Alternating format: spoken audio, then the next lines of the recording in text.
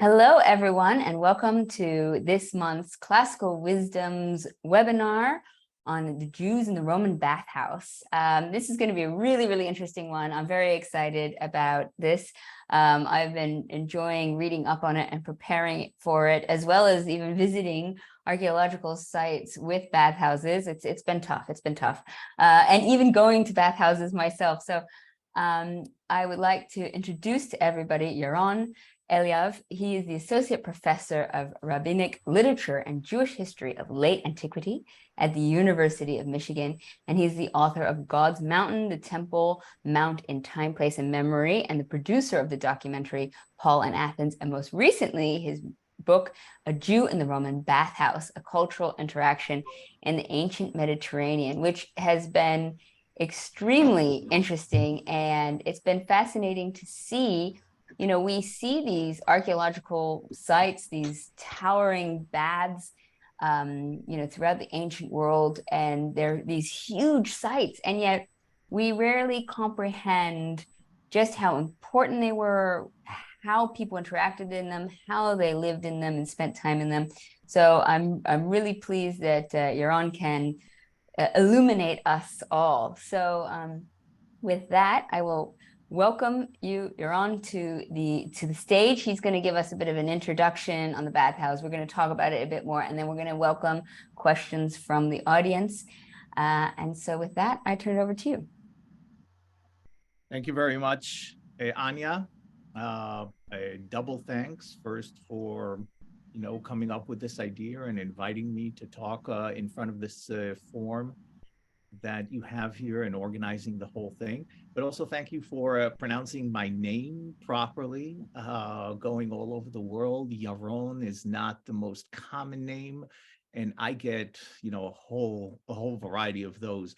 Yaron actually in ancient Hebrew means joy, and I always say it's the misconception my parents had about me when I was born. They saw me and they said, "Oh, so much joy," and I just proved them wrong ever since. And my mom actually is supposed to be among the people who is watching here. I can't find her. I was looking, and I prefer not to see her because I get nervous when she's around.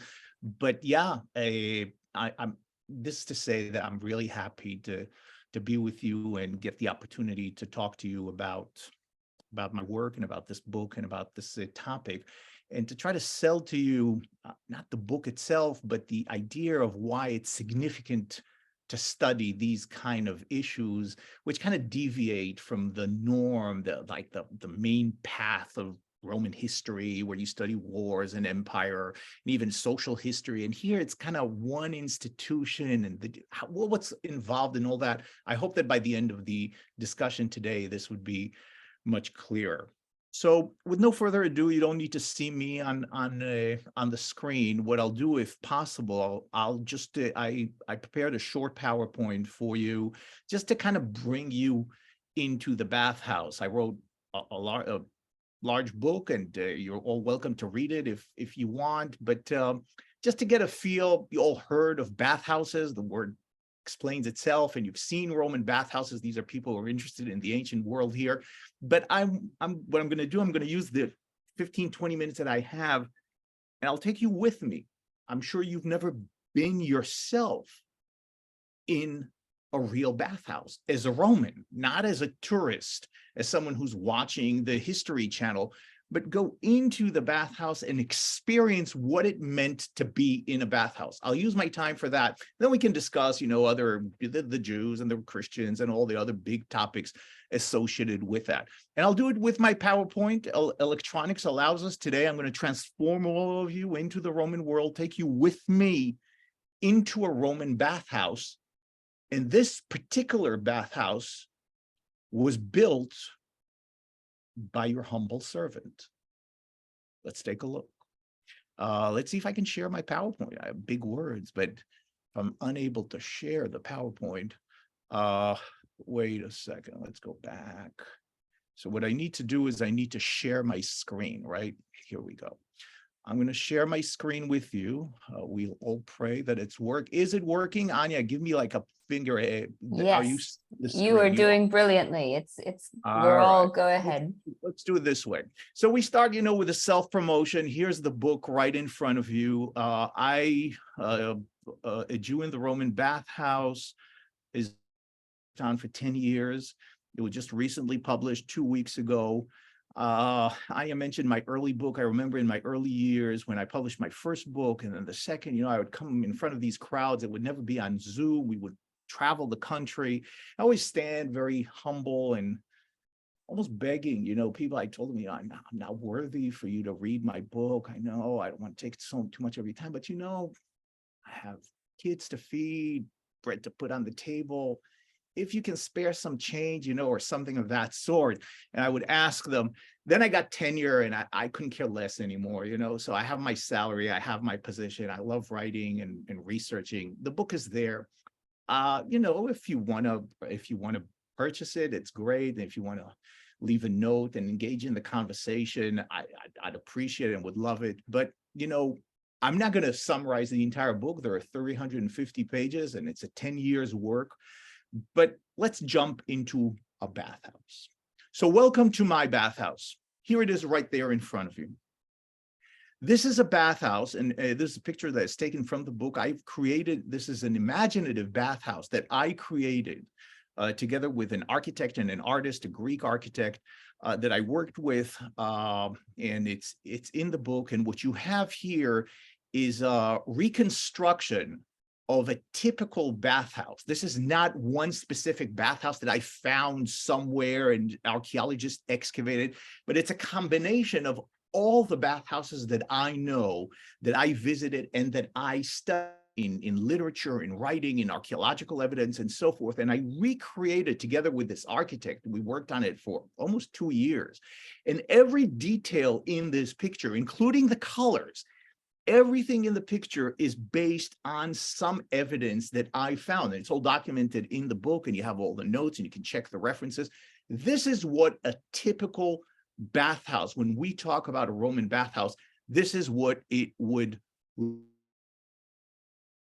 Some color here with me. So you would walk into the bathhouse from here. This is the entrance. This is the main street that you're on of a city or a village and whatnot. And you'd come, you see the entrances to bathhouses were not monumental. They were very relatively humble, sometimes with 2 small columns and entryway. And you'd walk into this room called the apoditerium right here. It's a changing room. The first thing that you do when you come into a bathhouse, probably the only place in the world, you take your clothes off. What can you do?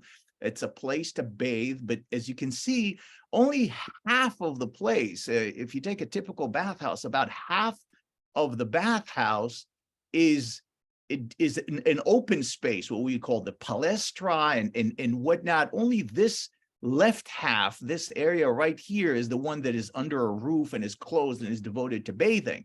So the first thing I guess I say when you come into my bathhouse, hey, welcome, of course. But after that, if we need to understand it, I would say a bathhouse is not a building. It's an architectural complex. That's what we have here. It's an architectural complex that provides a variety of services to people who come in. One of them is water, and we're going to talk about that. Water is very dominating in the bathhouse. You have water pool here and here and here and here. There's water all around the bathhouse, and that's related to the bathing experience. But there's much more going on in the bathhouse, in any typical bathhouse, than just bathing. You see in the palestra, which is not, you see there's no floor, it's covered with sand, and you see these people are in all sorts of physical activities. Some of them, like these 2, are wrestling, a very common sport in ancient times. Other are running, playing ball games and whatnot. As I said, every human being, every person, every detail in this diagram is actually documented in sources and based on my research. So people would do that. I guess the best parallel that we can come, if we want to equate a bathhouse with something that we know, I would call it's even more than a gym. I would call it maybe a country club. right? It's a place that people go to engage in a variety of activities. See, there's food. Here we have the taberna, one here, one here. There's stalls that sell stuff right here. There's there's all around people. You see, here's another one right here, all around. People can buy and sell stuff. They can provide services. If you look carefully, there are other people who provide their services. You see this guy right here. I'm not going to talk about, there are all sorts of services that are provided, sort of like a country club, with one difference. And this is to ask you, how many of you been to a country club in the last week? Maybe some of you have. I have not. I am a member in some sort of a country club here in Ann Arbor, Michigan, but I saw every few weeks. Here's one of the major differences. In the Roman world, based on evidence, most people in the Roman world attended the bathhouse with their family and household. Household, I mean, if they have slaves. About a third of the people in the Roman world owned slaves. Another third were the slaves themselves. Another third were not slaves. But everyone would attend the bathhouse on a daily basis. How many times you went to the country club day after day, day after day? On a daily basis, usually in the afternoon, but not only in the afternoon, everyone in the Roman world, they would stop their work. You know, they'd start working in daylight, but they would end their work in the early hours in the afternoon, and they would go in droves to the bathhouse day after day. That already needs to signal that something is happening here. You know, in the Roman world, we're talking about, the estimates are, say, 50 million people live, you know, in what we call the Roman world, you know, all those areas around the Mediterranean, North Africa, Southern Europe, Spain, the Middle East, all those areas, about 50 million people live there. Those are the good estimates. And most of them, and I try to calculate, when you say most, how many? So even if only half of the people went to the bathhouse every day, that's 25 million people attending this institution every day. But it was more than 25. I think it was around 65, 70%. If you get a feel from the sources and you get a feel from the amount of bathhouses that were found to accommodate all those people, that's the amount. And this puts the bathhouse as the most attended institution, or any building for that matter, in the entire Roman world, in entire Roman history, 700 years of history. This is the place that people went to more than any other place. You know, a lot of people went to the market. If you were a merchant, you went, you know, if you want to buy, but not everyone went to the market. Not everyone went to temples. If you were a devotee of a certain god, or what God of Israel, you went to a synagogue, a Christian, you went to a church. Depends what time, what era. If you could go to the temple of Serapis or the imperial temples, but you wouldn't go on a daily basis, and not everyone went there. Same thing with other entertainment institutions. You know, the Romans loved entertainment. There were theaters, there were hippodromes where they had chariot races and whatnot, but those were very expensive. First of all, they weren't everywhere. You know, to build a theater, just like good cities would build them. Bathhouses were in cities and villages. In even the smallest of villages, what the Romans called a vicus, there was sometimes at least one, sometimes even two bathhouses. In the city of Rome, by the way, we have a document called the Notitia Regionum Urbis, which is a document that documents all the buildings in Rome that kind of survived the Middle Ages, and we have it. And you know, in certain times in the city of Rome alone, there were nearly 900 bathhouses, functioning bathhouses in one city. Yes, it's a city of 1 million.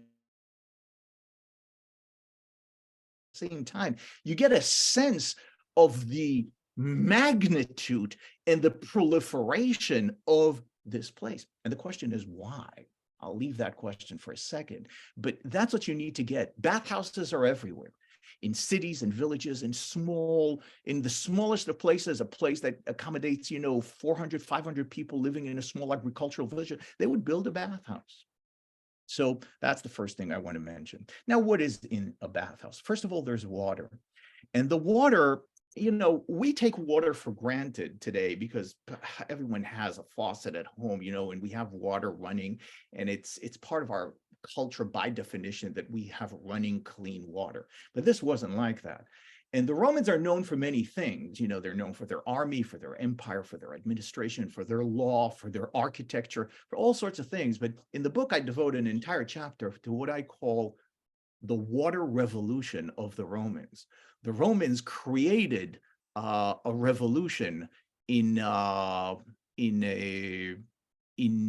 the sense of making water accessible. The accessibility of water was not common before the Romans. I mean, there were rivers, there were springs, people needed water to live, but to have water in tremendous amount of quantities in the cities, available to all people, the Romans were the first to do that. And I'm not going to go into all the detail. I wrote a small chapter about this in the book that had to do with some engineering innovations that they've created, especially the aqueducts, which we all know, which is the tool to bring water from afar. Now, they didn't do that to accommodate bathhouses. They did that because they needed water for their big cities. First in Rome, you know, Rome grew, the city, and there wasn't enough water. So the Romans were very practical. They were always coming up with solutions. They started building these great aqueducts using the arch and using materials that were susceptible to water and not to allow water to kind of sip away. And they created 8, 9 aqueducts, and aqueducts started spreading throughout the Roman world everywhere. In sometimes even in small towns, there's an aqueduct everywhere around the Roman world, and we see some of those we can still see today. But the important thing is that with the aqueducts, Rome, the empire, created access of water and created a surplus of water. There was too much water. The problem with an aqueduct, once you create it, the water doesn't stop. You see that today. We can monitor how much water we take into the house. Aqueducts bring water, and it can never stop. You can create water reservoirs to hold the water, and they did all that. But water was coming in, and in the first century, you know, after all these aqueducts were developed in the century and a half before, cities had too much water, and they started thinking about how to use the water. You know, fountains, gardens came up. Bathhouses were a product of that. What do we do with too much water? Let's create it. So that's one thing.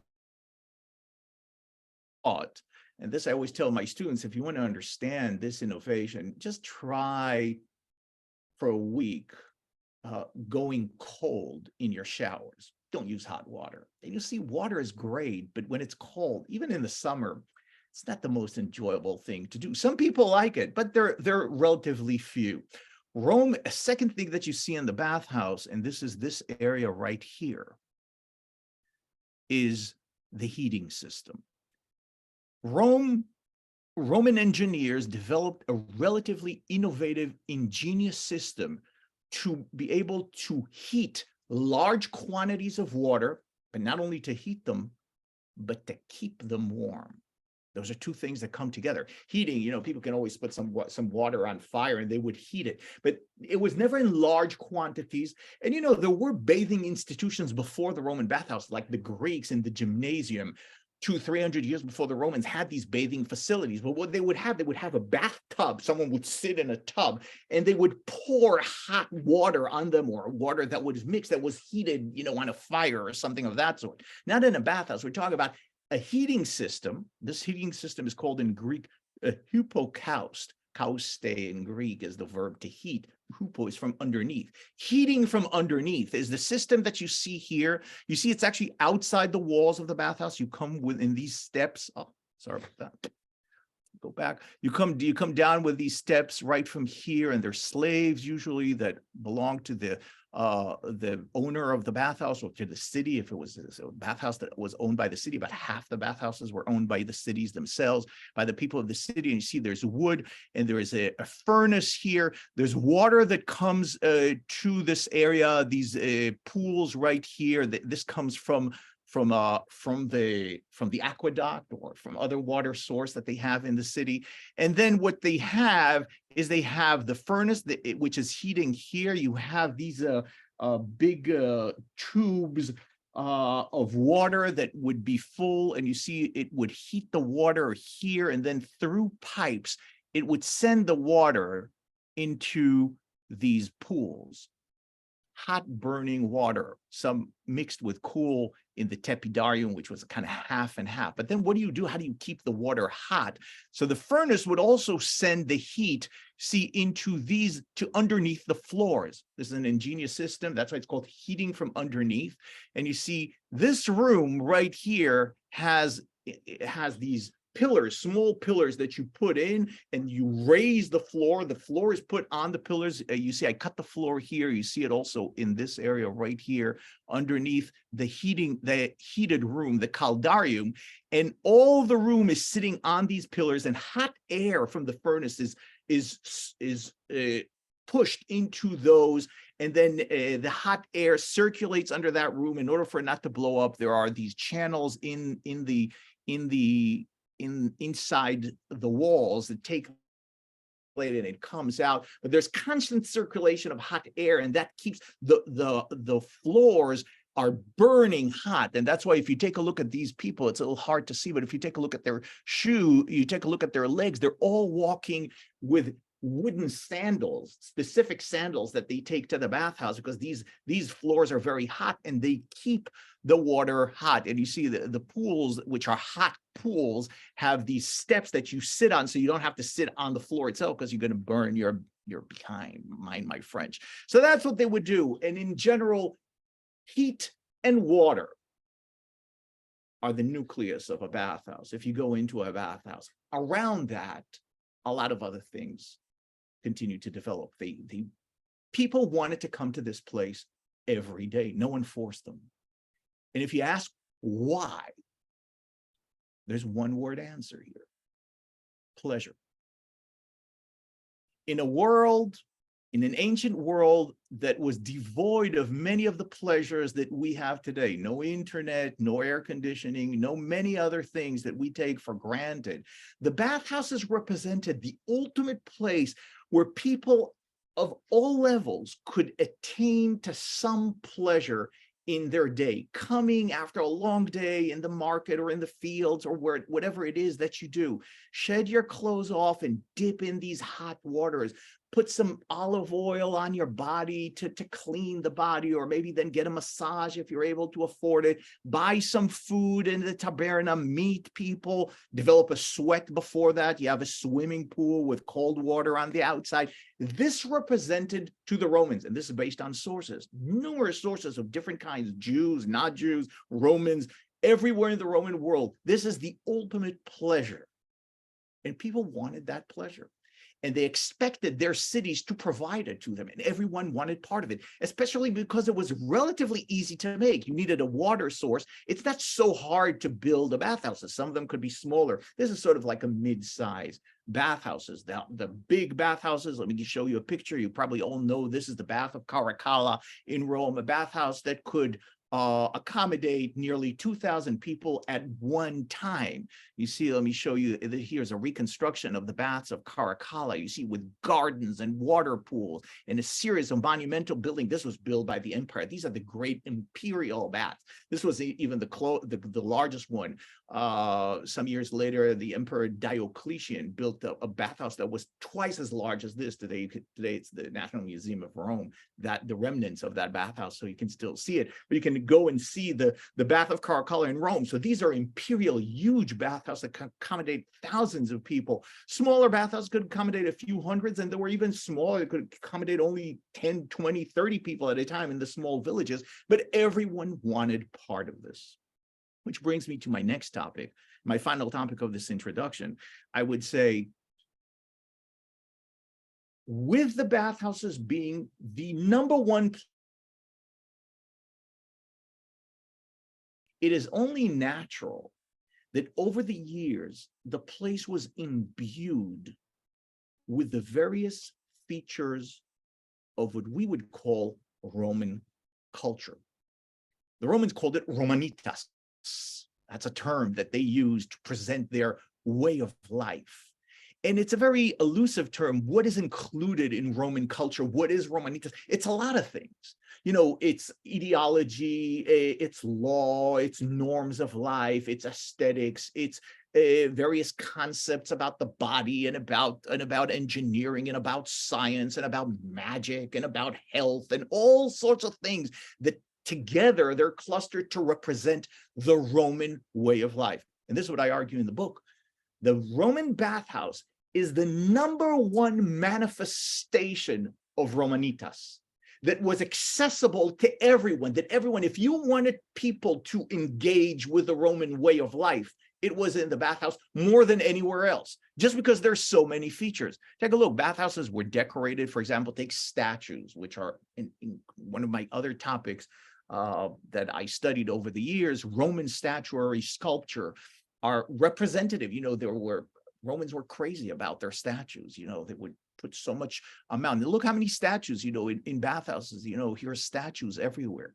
Statues, bathhouses. And this is a simple bathhouse. This is not the imperial bathhouse. In the bath of Caracalla, the person who studied this, the scholar who studied it claimed that there were over 5,000 statues at a certain time when the bathhouse was open. But in this normal bathhouse, 50, 60 statues were right there. And statues represent something. These are not just, for like we see them in museums. First of all, they're colored. Second, they're representing the Roman world, the gods, the heroes, the emperors, the dignitaries in the street. There's a whole thing. And statues, a bathhouse is sort of a museum, right? They didn't call it a museum and they didn't function as a museum of Roman statuary, but not only Roman statuary. Features, say, for example, take something from a different realm altogether, Roman attitude to the body, the aesthetics of the body, which is very different from our conceptuality of the body.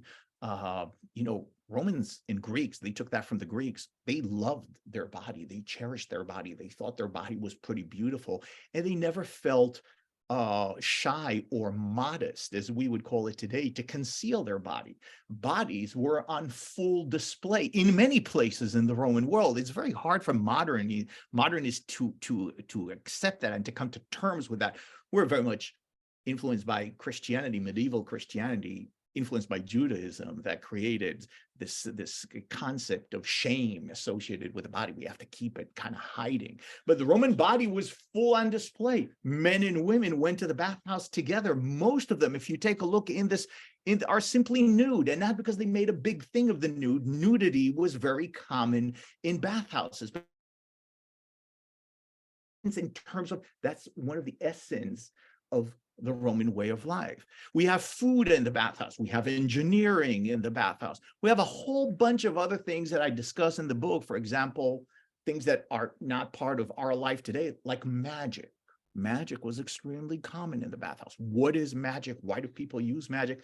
Too much for us today, especially there's chapter 8 in the book is all about magic. You can go ahead and read, but I would say in one sentence, magic is sort of the equivalent in our world to what we would call popular science. We have a headache. We go to the pharmacy, take something over the counter. Do we know if it really helps or doesn't help or whatever? But we believe in popular science. They didn't have popular science in the ancient world. They believed in magic. Magic was providing them certain protection, but it was part of the essence of Roman life. Everyone used magic. And magic is here, and numerous other things that I even haven't spoken about, all encapsulated in the bathhouse.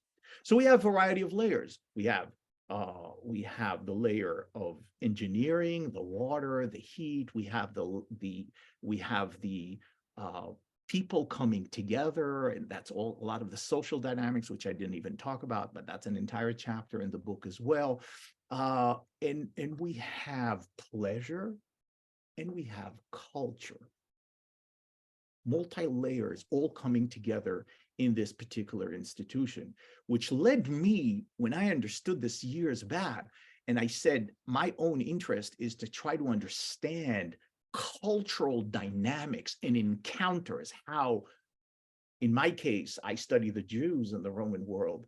How would the Jews and then Christians engage Roman culture? I said, wow, the bathhouse could be the greatest laboratory for the modern scholar to study these dynamics. If Jews are documented in the sources, and once I started looking, I saw there's a tremendous amount of documentation in Jewish sources about bathhouses. it's very interesting. And from the High Roman Empire, where we have the vast amount of Jewish material, Jews are documented more in bathhouses than in synagogues, just by sheer numbers. If you collect all the sources that talk about Jews in synagogues, I was kind of amazed at first. I didn't want to tell my rabbi or whoever, but it's and not by a few numbers. There's about 3 times more references to bathhouses in what we call rabbinic literature, and we can talk about these texts later, maybe in the discussion, than to synagogues. Wow. But then what did they say? What are the dynamics? That's what I devote the book to start and study how this group, which was probably the largest minority in the Roman world, Roman world, about 50 million people. Out of those 50 million, about 5 million were Jews. Every 10th person in the Roman world, that's people are not aware of those numbers. How did that minority that had such an impact on Christianity and then on Western civilization and whatnot, how did they engage in this period with not bathhouses, but bathhouses as representative of? That's what the book is about, and we can maybe discuss this. And with that, I'll just stop here. I gave you a short introduction. I don't want to take more of the time. I think I already went over the time by a few minutes, and I appreciate you being generous with me about that. A short tour to Eliav's bathhouse, and we can continue pursuing any topic in the discussion. So, Anya, the floor is yours. Well, and I see some great questions in the chat, by the way. I'm happy to address those as well, but you take the lead and tell us where we go from here. Well, I think we have so many questions coming up, but I would love to address a little bit, the second element, because it's the Jew in the bathhouse. So we've got the bathhouse. And I think it would be really interesting to sort of set the floor a little bit with what the Jewish society was like at that time, and how did this large minority sort of exist within the Roman Empire? Absolutely. Fascinating topic. That's my life pursuit. I devoted my professional life to study the Jews in ancient times. So that's what I do for a living. But despite what people think, the one point that I would like to make is that the Jews in the Roman Empire were very different than what we tend to think about them. That's very important to understand. And part of the reason is that Judaism still exists today. I'm not going to ask how many of you are Jews and whatever, I couldn't care, but Jews are still there today, and particularly Jews, and in Christianity, it's the same way. They like to imagine ancient times to fit into the concepts of how they view themselves today. These are, after all, their ancestors and whatever. And the more I study the Jews, I see that there was an entity called Jews. They were called Judaioi in Greek and in Latin later. And they lived all around the Roman Empire. They lived about, I said that the estimates, and these are good estimates, not my studies, but studies that I use, anthropologists and archaeologists. These are good estimates that were about 5 million of them at the peak of the empire, around, say, the 1st and the 2nd century of the Common Era. There were about 10% of the Roman Empire were Jews. About 1/5 of them, that is about 1 million, lived in the area that today we call modern Israel, which was called at the time Judea. It was part of the Roman world. For the most time, it was a province called Judea, with a Roman governor standing. Not all the time, there was, probably you heard of King Herod, which was a local king that the Romans put up. So without going into all the details, about 1 million of them lived in Judea, but 4 million of them lived throughout the Roman world. For example, in the city of Alexandria, the second largest city in the Roman world, second only to Rome, a city of about 500,000 people in the Roman world, about 2/5 of them were Jews. And this is based on very good sources, tax collections and whatnot. So Jews are spread in various ways. And the connection between them is very loose. It wasn't like there was one formula of who is a Jew.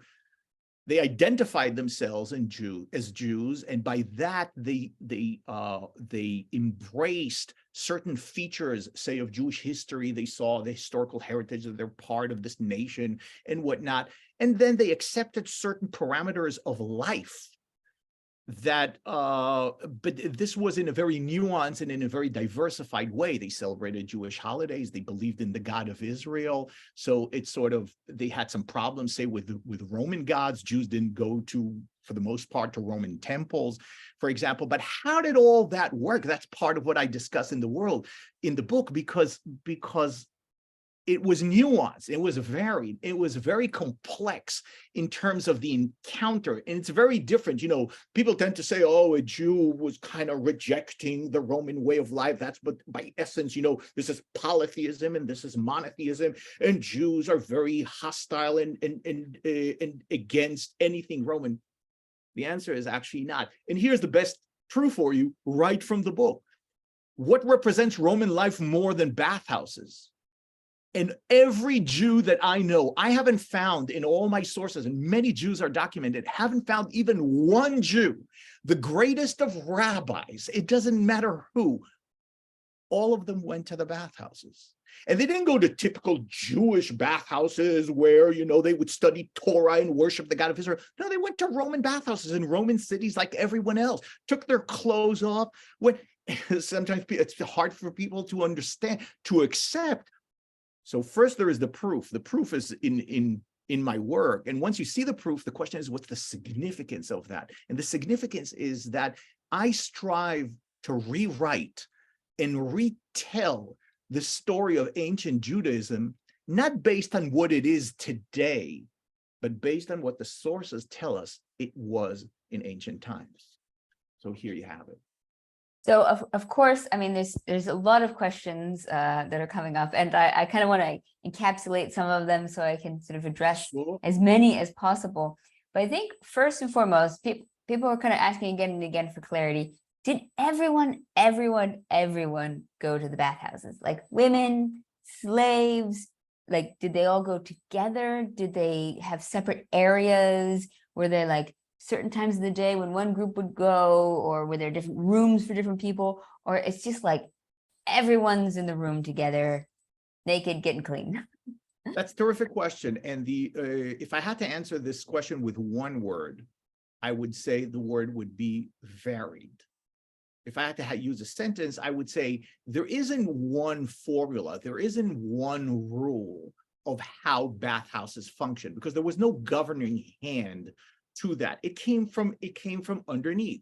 So we find, when we study bathhouses throughout the Roman world, we find the material extremely differentiated and varied. Even in the same place, there were different kinds of bathhouses, there were different operating hours, there were different norms of bathhouses. I'll give you just a few examples to see what you're saying. For example, in certain places in the Roman Empire, we find what's called a bathhouse for women. It's found. There's the terms for it, so we find it in papyri, in Greek, in Aramaic, not that much in Latin, but in references to those houses. So in different places, there were bathhouses. Now, when you say a bathhouse for women, what do you mean by that? So you start to study and you see that there were some places for different, it could be in different reasons. You find them in Egypt, you find them in Syria, you find them among the Jews as well, where bathhouses were devoted only to women. So that something is agreed. The question is not whether those existed, they did exist. The question is whether those were the norms. That's where the historians come, because we have to weigh the evidence. And it's very easy to tell, and I discuss this at length in the book, that even if those existed, there were a fraction, not even a minority, a fraction of the minority. So say, and I did some test cases in certain places, in certain cities, say if there were 60 bathhouses in a given city, which was not far-fetched, and not in the biggest cities, there were more than 60. In Alexandria, there were almost 350 bathhouses. In Alexandria, you find maybe 1 or 2 bathhouses that are called bathhouses for women, and also in certain times. So who went to those bathhouses? Whoever wanted to go to those bathhouses, but not the vast majority, not everyone. And this is just one example. There were other bathhouses. Similarly, in terms of the habits that were going in the bathhouses, did everyone sit? On the whole, the vast majority of people bathed in the bathhouse together. men and women. The slaves would provide services. They would watch the clothing. Thievery was going on there. So you put a slave next to your clothes when you took them off. Others would bring other elements to whoever. Slaves were allowed to bathe as well, but not with everyone else. There were other things that slaves have done. Sometimes they had to protect them. There's no police in the bathhouse. So someone sends a hand or someone sends a punch. It was a pretty violent place. It was also a pretty promiscuous place and whatnot. So slaves also provided kind of protection to their owners for things that they didn't want to do and whatnot. But on the whole, people were there together. And the interesting thing is rich and poor rubbing shoulders.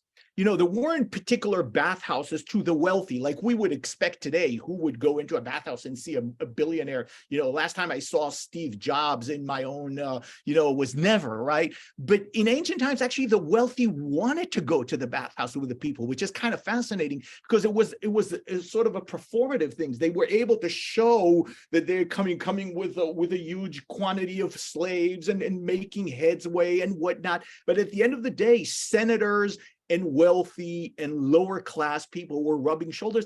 Sometimes even the emperor went to those bathhouses. Now, it doesn't mean that there weren't bathing structures. If I was a multimillionaire and I can have the city send a pipe of water into my mansion, it didn't always happen. But you could we find small bathing facilities in mansions, but those are not the public bathhouses. And even those people, they didn't restrict themselves there. Actually, the sources tell us the wealthy went with the masses. So it's a fascinating social arena where everyone is there together. And there's a lot to study there about that as well. I'm very fortunate that I was just spending some time in Tivoli and I went to Hadrian's villa, which had both a small bathhouse and a large bathhouse. Right. So you could, Hadrian kind of recamped his whole, he ran the empire from that villa at times. So exactly. So if you're the emperor, obviously you can do whatever you want. And the emperors had, but not only if you're an emperor, on my side of the street, on the Jewish side, we have the palaces of King Herod in Judea. And in those palaces, he also brought Roman engineers to build him bathhouses as well. So of course you can do that. And of course those existed.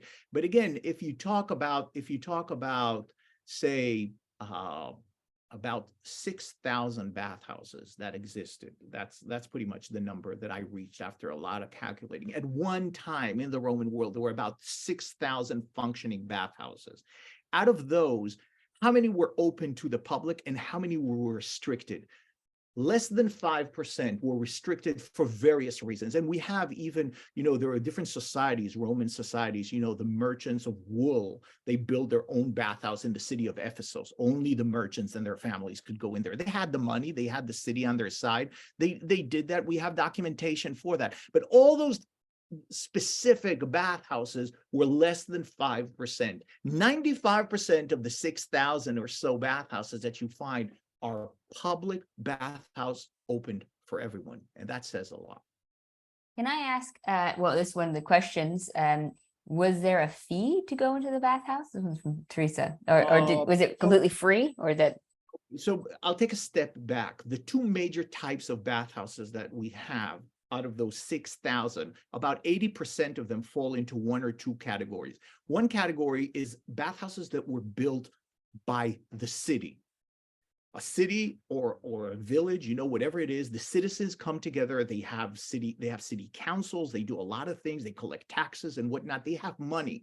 The city feels responsible to build a bathhouse for its citizens. So the city puts together money from what they have, and they hire and builders and architects and whatnot. They build, and that bathhouse is owned by the city. It's owned by the people.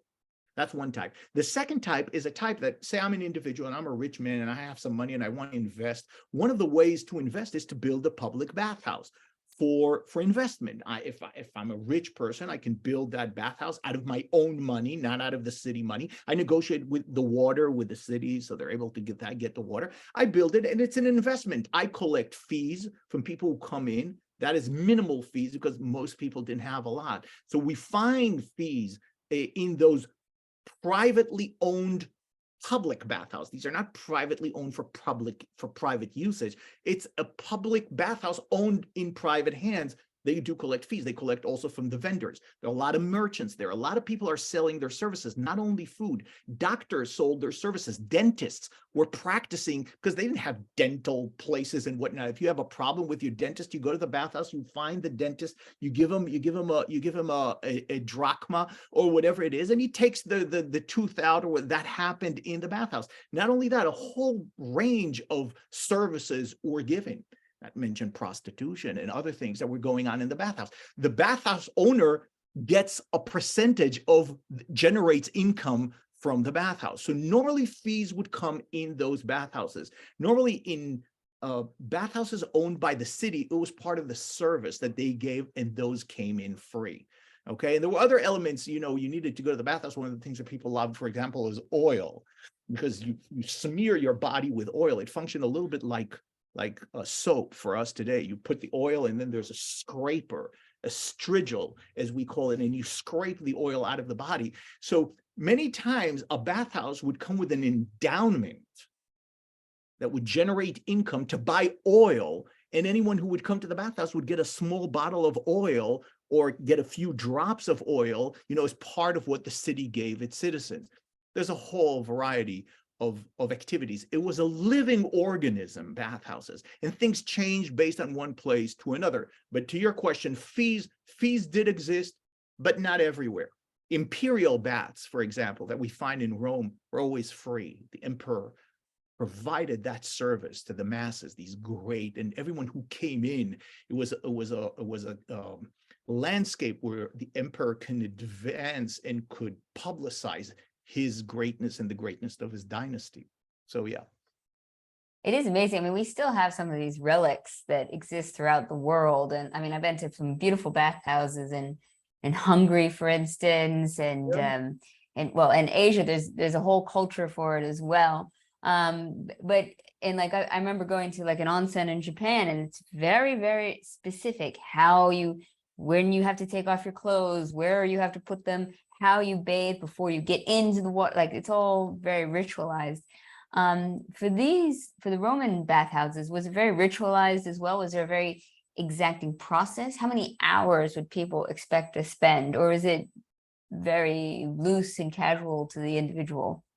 Right, and that's related to one of the questions that I saw there. I was hoping that we get to that. Someone asked about the steps and the stages of the bathing process. And I think that's great. And I devote a lot of study to that because Jewish sources actually deal with that. And it's nice to see their impact on the understanding. So the answer is, over time, certain norms and rituals started to develop, mainly because they were very comfortable to follow to the people. And we find throughout the empire, in places as far as Britain and Egypt, people following the same type of rituals. And I'll give you some rituals from different, just two examples, short examples from different realms of bathing culture.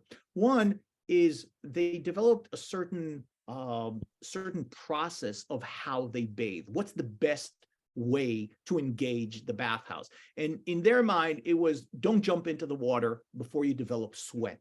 For example, you find that sentence coming up in many of the texts. So they come to the bathhouses, they felt, hey, if I first devote some time to work out or to get kind of sweaty in the outdoors, then start the bathing. But then also, what is the process of bathing? And another rule that they said, don't jump into the hot water, because that was the main thing. So people were running. No, they found out that if you go first into cold water and you clean yourself a little, then you can enjoy the hot water even more. So if you take a look in my bathhouse that you saw there, there's sort of like a circular element that people moved from one room to another. And they started with the cold room. They started immersing themselves in cold water and then go into the hot room and then mediate it.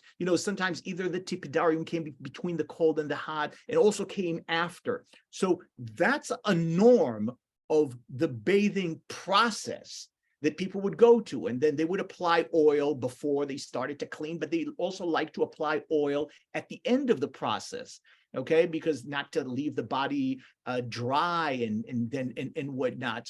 So they had that. There were massages. If you could afford a massage, you pay something. Where bathhouse employees, people offered massages in the bathhouses as well. So that's one of the norms that have found. Let me give you another example from the realm of magic.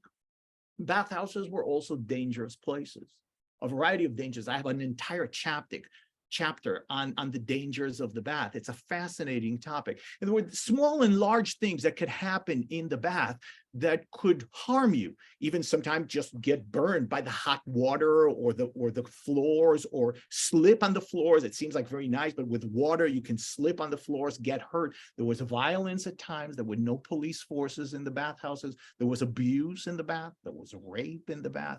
Women, young men, weren't always safe in the bath. There's all sorts of other dangers. And a ritual developed. People in the ancient world felt that magic could help them, protect them from dangers. So you have this ritual of breaking a pottery bowl, a small bowl, as a token of magic to protect you. And you also said like a small formula, a magical formula, that we have it preserved to do that. So many times at the entrance of the bath, you could buy for the smallest amount, a small, very cheap looking bowl, and you'd smash it and you break it. And there was a place to throw it. And archaeologists actually found quantities of these broken bowls in the place. And this was, you do that at the entrance to the bath. So to protect yourself from the dangers that are about to transpire. Okay. So these are just two examples of numerous others of rituals or procedures that started to evolve in engaging the bathhouse. That's fascinating. I mean, that's something I think that sort of separates our modern bath experiences. Like, the other ones where you're saying about prostitution or massages. Okay, like this is something we can kind of relate to and expect to in these modern era, but magic comes up a little less frequently. But we talked a lot about the bathhouses, and I'd love to get back to sort of the Jewish element, because there's been a lot of questions about that. Right. And I'd love to address some of them. One that's come up a few times is with regards to the mikvah, that of course, does the existence of it mean that Jewish women only went at certain times? And did sometimes women use the mikvah instead of the bathhouse?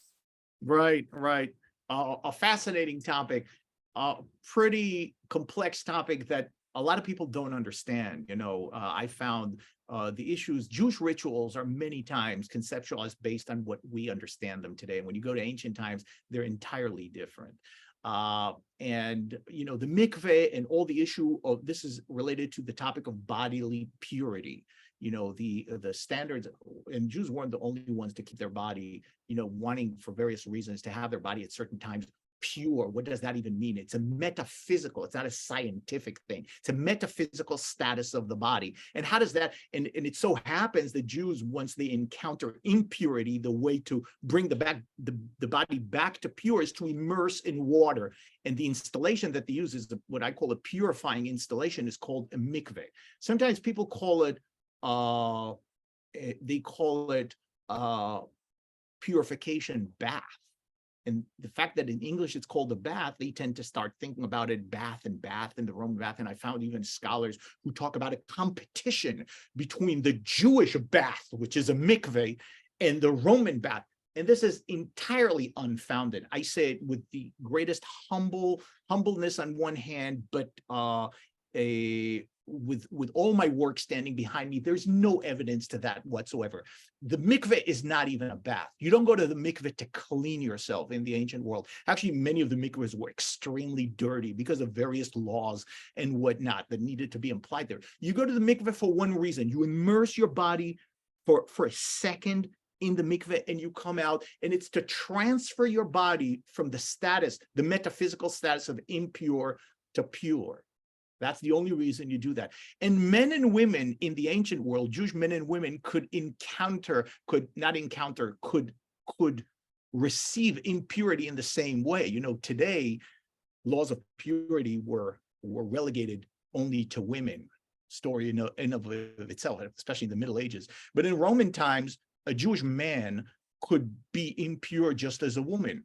From what? From ejaculation. Semen was considered an impure element. Now, when you say impure, the equation that we have, in our mind, impure is registered with a sin, with something problematic. And it's not for them. Semen, they didn't see semen as a bad thing. It was just something, one of the major things that creates impurity is a corpse of an animal. So, so you walk in the street of a Roman town, and if you're in the Middle East in the summer, one of the main things on the street in the evening are mosquitoes. And you have a mosquito on your lap, and you killed the mosquito, you're impure.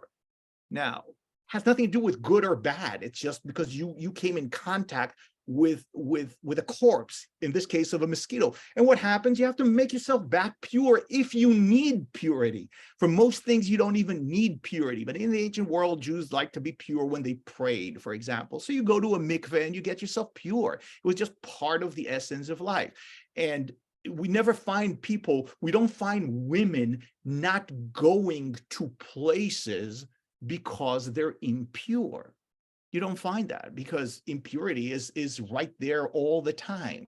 And so they found ways to engage in that. One of the fascinating stories is that we find mikvaot in the plural, which is mikvehs, one mikveh, numerous mikvaot. We find mikvaot in places where Jewish settlements had bathhouses. And the reason for that is just because of the availability of the water. If there's water coming into that place as well, why do we have to start, going into trouble? Why not provide a mikveh there? But in their mind, in the ancient Jewish mind, that's the important point. And this is, as far as I know, I'm the first one to kind of emphasize that, because it's kind of mixed in the mind of people. And here's the point. The activities that were going on in the mikveh and the activities that were going on in bathhouse, in the Jewish mind, if you're talking to a Jew in ancient times, are entirely different. And the best proof for that is they use two different verbs that are not even related to describe the activity in those two places. In the mikveh, it's the verb that equivalent to the English immersion. You immerse yourself for purity. And in the bathhouse, you bathe for pleasure, not even for cleanness. It's mainly for pleasure. That's how it was. So it was two different activities. They're both associated with water. And because of these misconceptions about hostility of Jews and Roman culture and whatnot, some scholars, some non-scholars, you find it in books quite a lot, even in Wikipedia, unfortunately, you still find that there is sort of a contrast and a conflict between the mikveh and the bathhouse in the mind of Jews. And I discussed this in great detail, and all the documentation is in my book, but the bottom line is that I think it's not founded. I have not found evidence for that. Not only did I not, I found evidence against it, that these were actually two separate activities that could coexist, and in their mind, they're very different. That's fascinating. I mean, I guess it's similar for the Christian world. Like a baptism is not having a bath, I mean, there's like one that's sort of a religious activity and one it's a more of a practical daily life. But I want to get to the next question, and there's quite a few, and this is sort of the crux of the whole thing was, and what you've just referenced is, how comfortable were the Romans with the Jews? And I had a few different questions. Some are a little bit more opaque and some are more obvious, but one is, Columbia's Professor Billows teaches that Jews were uncomfortable about being circumcised while non-Jews were not. And so, I think that's, in other words, was it obvious, in this realm, if somebody was Jewish or not, that maybe when you're walking down the street would not have been so obvious? Right. It's a terrific question, the circumcision question. It's a fascinating question.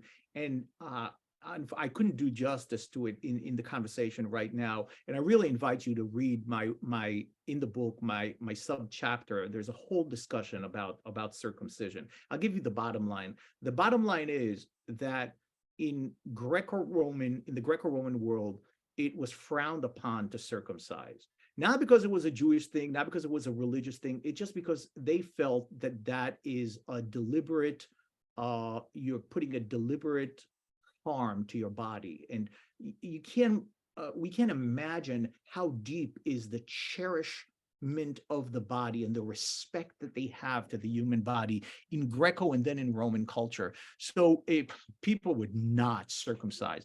And at times, and this is not the norm, they would even create laws against, another group that used to circumcise themselves were priests in temple in Egypt. God knows why, really God. But they did, and sometimes there were rules. They tried to prevent those priests because of that. It wasn't like a religious persecution or anything.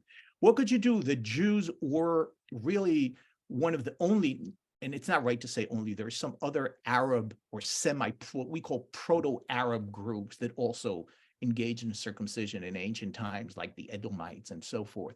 But Nabateans, some of the Nabateans. But on the vast majority, people were not circumcised. So if you go to the bathhouse, you expose yourself as circumcised right away. And there's so much literature on that, on the Jewish side and on the Roman side. Some of the greatest Roman writers write about experiences that they had when they encountered circumcision in the bathhouse. I'll give you just one example. There are some of these satirical writers, very, very well-known, Juvenal and others that lived in Rome and wrote all these great, people loved their work and whatnot. And one of their scenes is about this guy who comes to the bathhouse and he has something around his loins, which wasn't, it wasn't common. As I said, a lot of people bathed naked, but whatnot, but there were many that were not. And if you look at my reconstruction, some had some clothing to one degree or another. And they poked fun at this guy. Why are you with your loins? What are you afraid of? What are you, what don't you want to show us and whatnot? And then someone kind of stripped the thing out of for him. And the writer says, and you know what we found? And everyone thinks he's going to make up some joke, mean joke about his intimate body parts or whatnot, but he doesn't do that. He says, we found out that he's circumcised. So circumcision was a big thing. And as you said, you're exposed with that. And Jewish sources on the other side also talk about that there is a certain, Jews were at times uncomfortable with their circumcision in the bathhouse. It's very interesting because some of their scholars, those that we call rabbis today, they address that and they play an interesting game with that. We're trying to tell them, what are you talking about? You shouldn't be ashamed of your circumcision. You should be proud of it. Show it everywhere. And they tell it and they give all sorts of, so they play a sort of a game on the issue. So definitely, I would say, not to go too much into detail on this, I would say circumcision was one of the things that stood in the back of the mind of Jews who went into bathhouses. And it's very interesting to see how they reacted to that once they come in with this thing that is, on the one hand, very intimate and very personal, but on the other hand, it's a statement about who you are. And in the bathhouse, it came like that as well. There were, just one more thing I would say. There were Jews who went as far as to, because you get circumcised when you're 8 years old, so no one really asks you. But when you grow up, there were very uncomfortable medical procedures that allowed people to reconstruct, to hide their circumcision. And we have evidence of Jews who went through that process, not one, not two. So you have that because it was an issue. And why do they have to hide it? When are they going to be exposed? Definitely when they went through that medical procedure, the kind of cuts element. Yeah, not enough about that. They did it because they were exposed in the bathhouses. They didn't want that inconvenience to happen. So yeah, and there's much more to it. I wrote about 10 pages on circumcision in the book. It's a fascinating topic. So this is a moment then when the Jews and the Romans would have, been very separated with regards to just being able to distinguish one from the other. But with regards to their actions, did the Roman Jews simply do as the Romans did in the bathhouses, or did they have different rituals or procedures when they were there? Any other distinguishing features?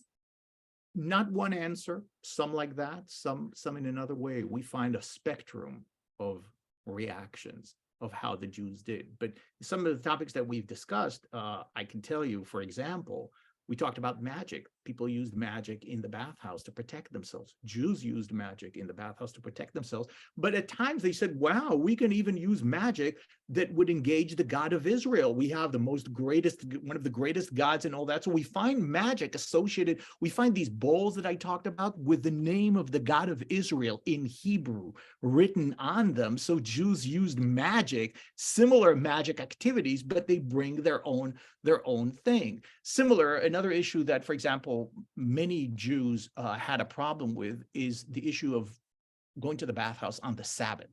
On the one hand, it's the most ideal time to go. It's a day that you have free. You can go, the entire family, spend so much time there and whatnot. But warm fire in the Sabbath and the Sabbath don't go together. One of the basic, most elementary rules is that you're not allowed to lit a fire on the Sabbath. And that's why Jews can't make food, hot food, and all sorts of things till this very day.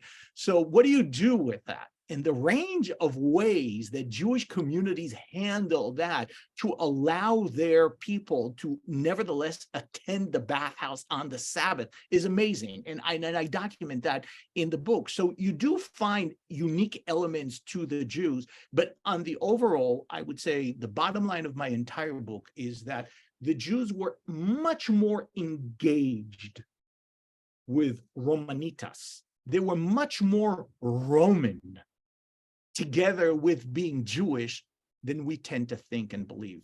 And it's very easy to understand. We're talking about Roman culture, and Roman way of life was the most dominant culture in the entire Mediterranean world for 700, 800 years. So think about how many generations, how many people came into, this is the way people live. So Jews were Romans, in my view, with some unique aspects. And those unique aspects came into play in different measures and with different strength in different places during the same period of time. So it's a very varied reaction. Yeah, we just published an article yesterday for our members on Philo of Alexandria. Just you were referencing about the huge Jewish population in Alexandria. And him being a Roman citizen was a very important part of this philosopher's identity, really, even in life. And he's not the only one. I mean, there's quite a few. But I'd love to ask. Well, Yeah. Here we go. Another favorite of mine. Paul's family were citizens, had citizenship. They lived in Turkey, in southeast Turkey, in Tarsus. But Paul's father was one of the wealthiest people in the family, was in the city, was a merchant, and he acquired Roman citizenship. And that's why Paul, when he was executed, had to be sent to Rome to stand trial, because the rules for Roman citizens were that they can request a trial in the capital by a representative of the emperor. So yeah, many Jews were Roman citizens, and like everyone else, this was an amazing achievement to acquire because of all the benefits that came from it. Being a Roman citizen is much more than being, say, a citizen of, say, an American citizen today. It's much more unique and it's much more powerful. Yeah, I think Philo of Alexandria, it was his father or grandfather was given citizenship from Julius Caesar himself. So it's quite a big thing. Now, I've got a few other questions I'd love to get to while you're being so generous with your time. One is, what is the relationship with the Greco-Roman associations? I have found in some inscriptions and literature that the associations would meet at the bathhouses, but this has been seen as incidental and not a regular thing. Hearing you speak, I wonder if we should rethink the space of the religious and the other associations, which were very much the backbone of the Greco-Roman world and the bathhouse culture. Absolutely. The guilds, as we like to call them, associations were so integrated into Roman society. You can't even think about Roman society without having those, because see, people didn't have the associations and the clubs and whatever that we have to get. It was part of their identity. Now, we have two things I would say in relation to the bathhouse. First, some of the wealthy guilds built their own bathhouses that were opened only to the members of their association, because they were powerful and they were wealthy and they had the means to do that. And we find that there. The other thing that we find guild members who weren't able to develop their own bathhouses attending the public bathhouses together.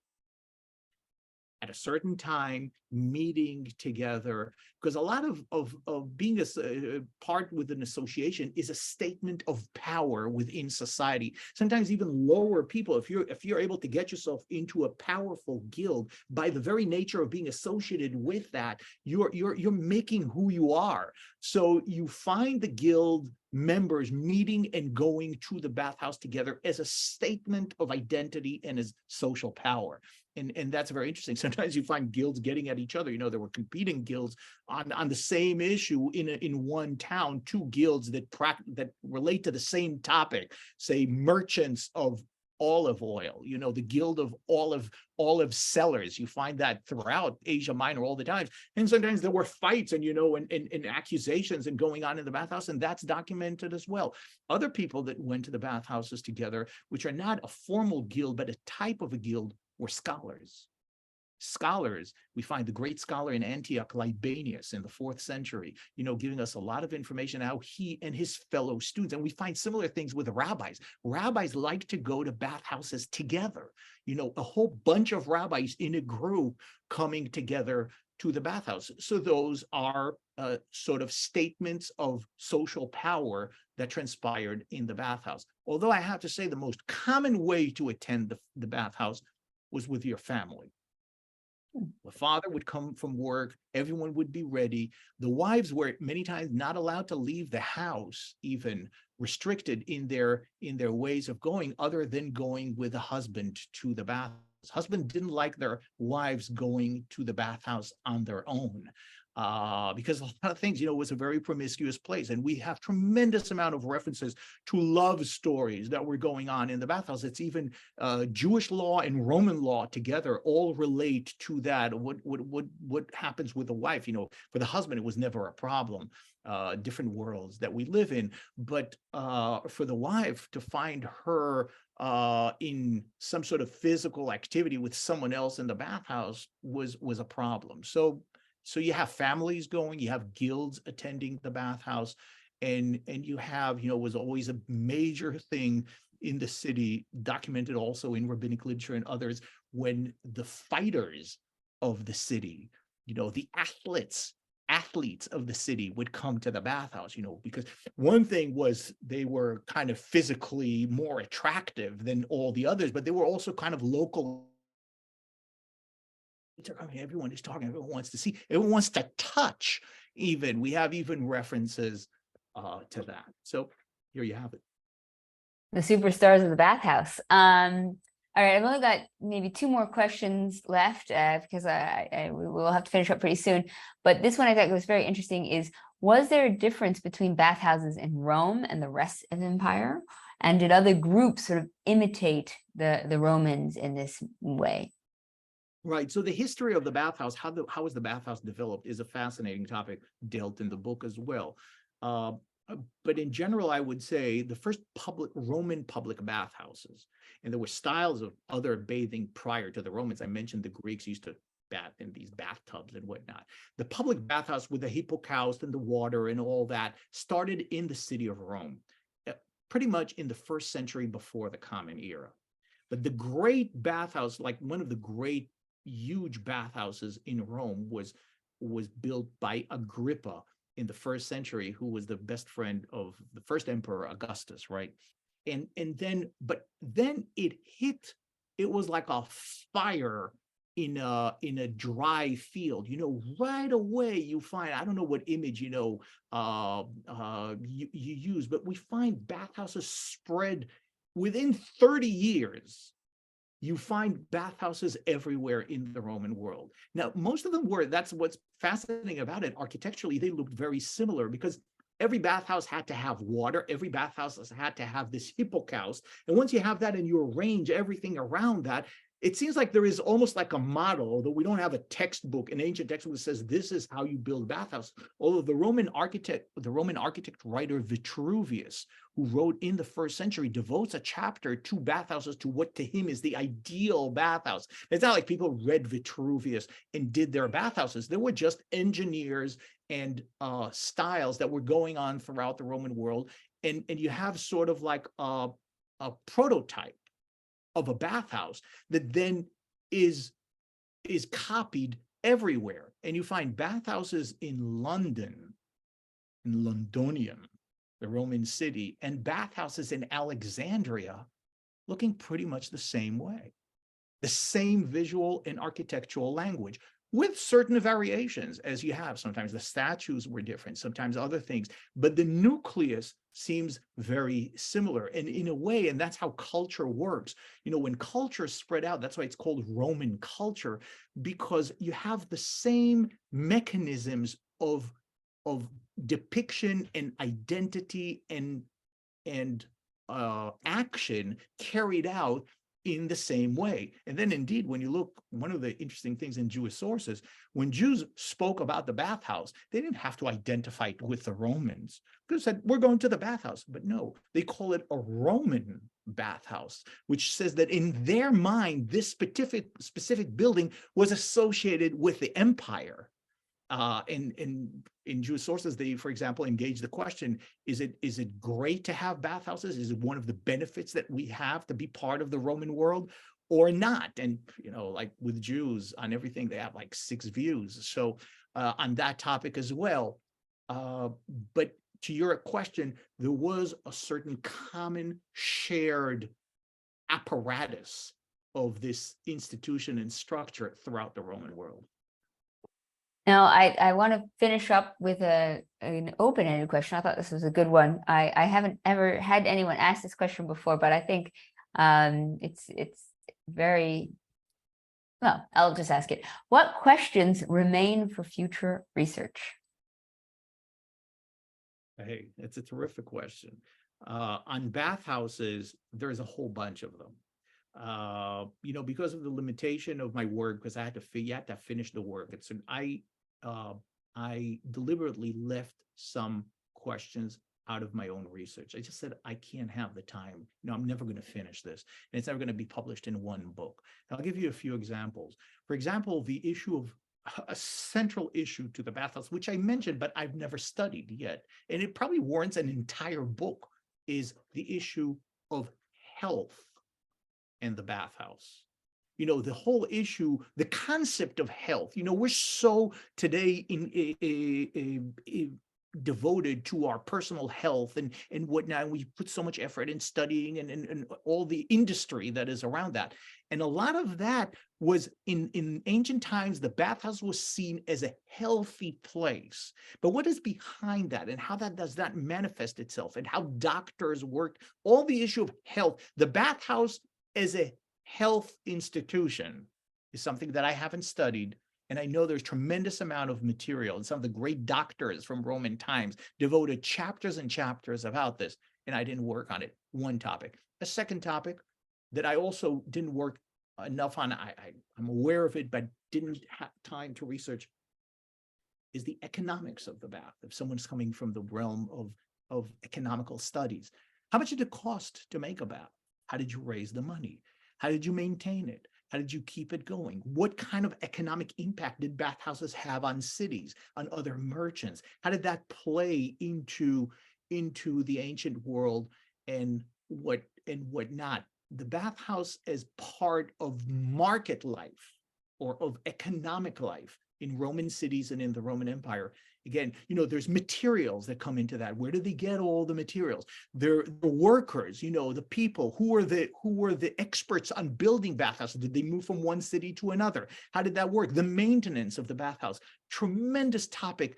Someone who studies that needs to know his epigraphy very well, because inscriptions, most of the inscriptions related to bathhouses relate to maintenance issues in the bathhouse. How did that work, and how did the economy of the bath? Here are 2 examples, and there are more. If someone wants a topic, I'd be more than happy to send them into others. It's a email away. But there's definitely still things to study. Not to mention that I worked on Jews, and in 3 weeks I'm going to be in Oxford talking in a conference about the next stage of the work, which is Christians. I relate to Christianity a lot in the book, but there's not a full study. There's actually one study in German that was written in 1975, but they knew so little about bathhouses then, that there is a place to write, like I wrote A Jew in the Roman Bathhouse, Christianity and Roman bathhouse is a topic for a few books, and whatnot. So there's still plenty of stuff to do. Well, I just think this is absolutely fascinating. And, when we were initially speaking, we were saying it's interesting because the world of bathhouses, of public bathing and pools and stuff really does exist, throughout the world still. And in some ways, it's only in the US and some of the Western cultures that it has disappeared. And so it is this very important part of history and culture that I think we have lost to our detriment. That if anything, I think we should bring back the bathhouses. I think it would, body positivity, social cohesion. We live in these sort of isolated worlds. I think it's time for us to get All right, to so here's the story, half joke for you. So I've been at the University of Michigan for 20 years. On my first or second year, a few of our professors, we came up and we talked about all sorts of things and whatnot. We talked about bathhouses as well. We said, how about we go to the university administration? The university at the time that we're trying to, this is 20 years ago, we're trying to bring more people to work out in the gyms and the activity and all that. And we said, how about we open a gym Greco-Roman style, in the gymnasium, which is a Greek word, gymnasium. They used to work out fully nude, so let's bring a gym style, Greco-Roman gym. And the administration said, maybe go to another university, maybe Ohio State or something, but it's not going to happen in Ann Arbor. So we have our constraints, and obviously I'm saying that with a wink. It's sort of a half a joke, but we have our constraints in our world today, much of it because of Christianity, in my view. Christianity brought another set of ideas that took over the Middle Ages, and we're a product of that. That we look at the body, at the human body, and some of the, for good or for bad. I'm not saying that Romans were better, but it's just a fact. We're kind of different. We're in a different place on this trajectory of actions. But it's definitely, if you open a Roman bath, I'm going to be one of the first ones to make sure to let me know. I'll come and see. Well, thank you again, and thank you so much for your time, and thank you to our wonderful audience for your excellent questions. And please check out the book. I mean, I found it really, really interesting and compelling, and it is this element of the ancient world that we know exists, but we don't spend enough time thinking about it. But when we do, it really is sort of like a window into really understanding the ancients. So thank you again so much for your time, and I hope everybody has a lovely, lovely evening. Hey, thank you for having me, and thank you everyone for attending. It was a wonderful, wonderful discussion. I'm just a little bit sorry that I didn't get to read all the chats. A lot of people wrote a lot of good stuff out there and whatever we could, but the discussion could continue. You find my email, and I'm always happy to engage with these topics with anyone. So thanks for having me. Thank you. All right.